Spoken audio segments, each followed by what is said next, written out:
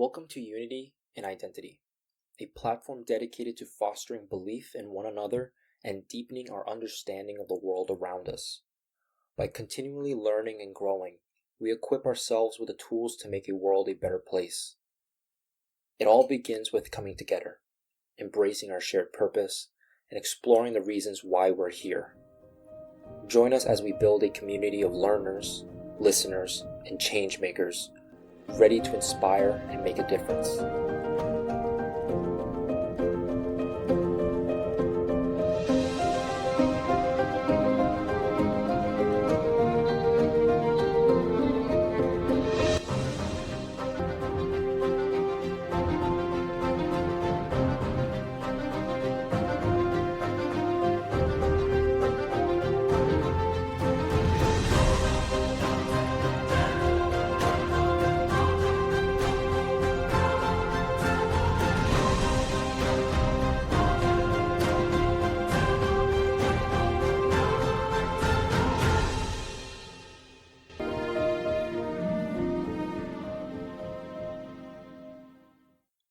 Who are we without each other?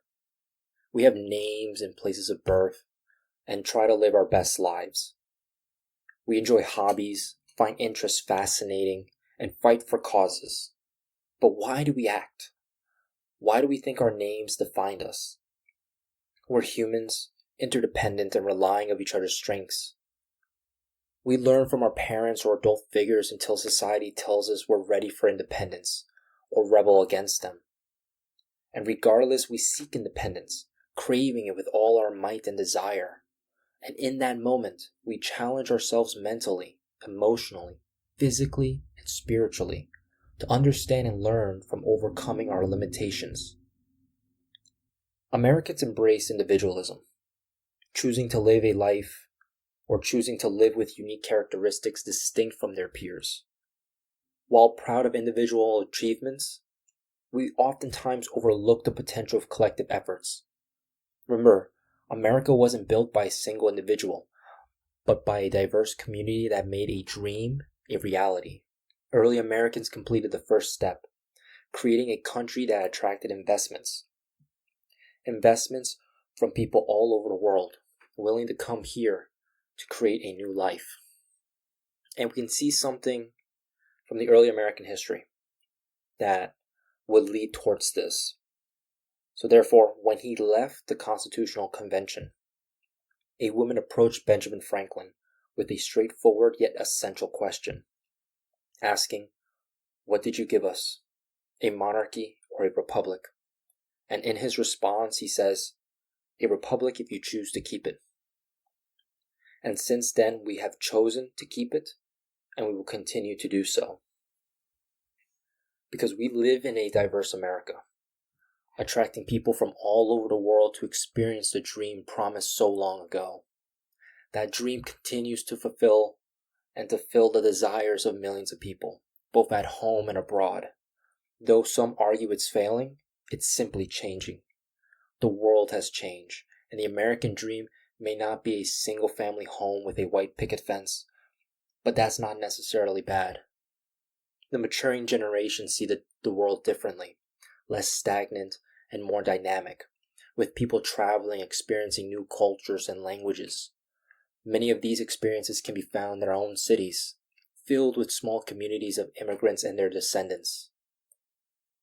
Our country still has beauty, though some may argue otherwise. We focus on bad news and neglect good news. We believe good news must be grand and visible to become a reality. But good news comes in various forms. The sun that shines, the sun that rises in the morning, may symbolize a new beginning, another chance to wake up and show the world that we can do something with our lives. The kids in the playground play football. Their smiles and laughter show the innocence of the world. Children are constantly looking for things that interest them, laughing at small jokes and smiling whenever they have the chance, because they're always having fun. And perhaps we should be more like children. They seem to be doing something right about seeing the world's beauty. So, coming from that point, who are we? We are tied to our community and family, for better or worse. We were raised under them, and our values come from them. Sometimes we adopt their values, while at other times we choose them from somewhere else. However, we wouldn't have known which values to disagree with without them showing us the ones we would. I can't solve the world's problems, or think of solutions for all my imperfections, let alone for an entire country. My limited perspective on what a nation goes through daily is due to my personal experiences. It barely grazes the cusp of what is involved in our communities. However, sharing stories and ideas can move mountains of change. And the same goes for our country. The United States faces a period of declining faith in democracy. While it is not the first nor the worst experience, it is not the last. The media and pundits have exaggerated the situation, but we can improve together. We can do better, but only together. We may not see everything worth fighting for, but believe me, there's always something worth fighting for. Although we cannot change the past, nor can we predict the future, we can't fight for the past to return, and nor should we. We may not want to fight for the circumstances of today's seemingly impossible issues, but perhaps we can't solve all of them today. We can't win all battles at the moment, but tomorrow is what we fight for. Making a more perfect union won't happen instantly, but we have a moral responsibility to do good, to be good, and to improve and help our communities. There's a story that reminds me of the purpose to why I believe this platform is important. And this story is about an old man questioning a young boy's act of throwing a starfish into the ocean. It comes at a time where a storm washed thousands of them onto the shore, leaving all these starfish under the sun to die. And the old man goes up to the boy and asks, what is he doing? The young boy pauses, looks up, and replies, I'm throwing starfish into the ocean. The tide washed them onto the beach, and they cannot return to the sea alone. Unless I throw them back into the water, they will die when the sun gets high. And in his reaction, the old man replies, although looking confused and not understanding the logic of the boy, he thinks to himself, how can he save all of them? There's simply too many. And he looks back at the boy and tells him, but this beach must have tens of thousands of starfish. I'm afraid you won't be able to make much of a difference. And yet, in the face of doubt and cynicism, we begin to see the true purpose of why we do things and how the boy responds.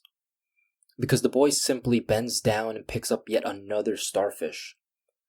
And he gazes at the ocean, he gazes at the horizon, and he throws it as far as he can.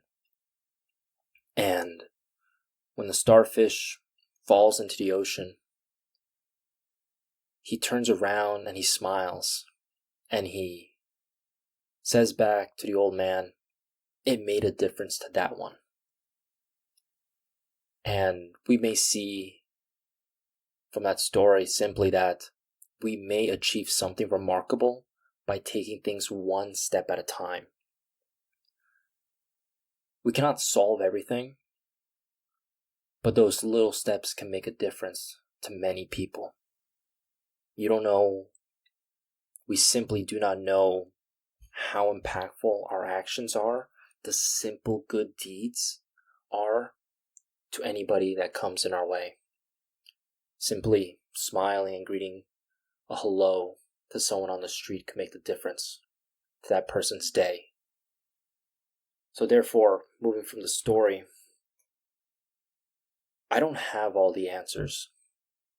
I don't know everything that there is in this country or that there is in this world.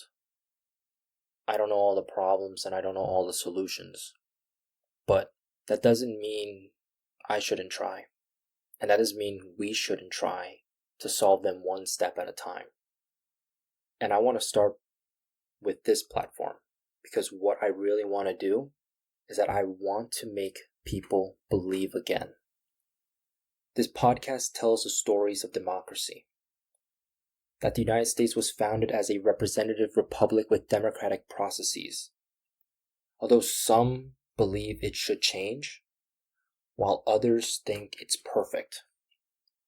And I want to say that both are wrong. The United States was founded as a system of imperfection, capable, however, of self-improvement. And at the time, no other nation supported this idea. Now, was it at its best? No. Were there disagreements over essential standards? Of course. And the founders gave the people the tools to correct government and society as it matures. Therefore, how do we correct government? How do we correct society? Again, not everything could be solved at the early stages, and still not all things can be solved now. So again, I repeat, how do we correct, or how do we improve or make progress in society? And it starts with us, because our voice is crucial. It raises concerns, but that is not its only purpose. And do not confuse it with arguments of brute force or judgment over peers. Our voice is meant for conversation. Understanding why we believe in certain things and how they can be brought all together under compromise. A compromise that involves equal recognition for improvement. Whenever I join this podcast, I aim for meaningful conversation. I want to share stories, ideas, concerns, and find solutions together. We'll respect each other, avoid ridicule, and use words wisely. Because we have 2 ears and 1 mouth, which should be used appropriately. Not everyone will agree with our views, but we can still find common ground. We may all have different opinions and perspectives. That doesn't mean we're not on the same side. If you believe in improving the U.S. government and society to provide equal opportunity, encourage the pursuit of happiness, and ensure involvement, then you fall in line on the same side. And together, we can learn more about the history of the U.S. and its processes and statutes of governance. We can discuss democracy and how to make it more prevalent in our communities. We are a composition of passions for voting, education, the environment, and so much more. We're not only a product of our environment, but also tied to each other through our actions. Let us come together as one people who share a dream.